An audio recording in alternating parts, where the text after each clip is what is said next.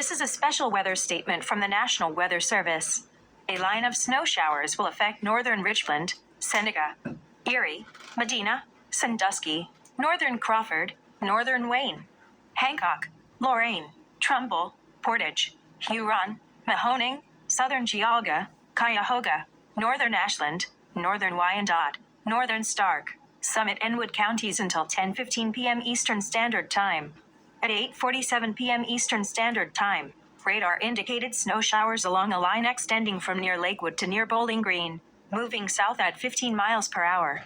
Hazards include winds to 30 miles per hour, visibility dropping to less than 3/4 of a mile, up to 2 inches of quick snow accumulation.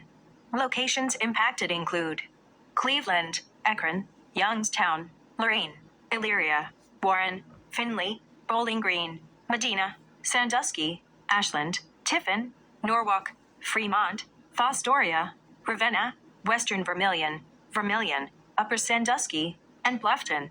Use extra caution if you must travel. Rapid changes in visibility and potentially slick roads may lead to accidents.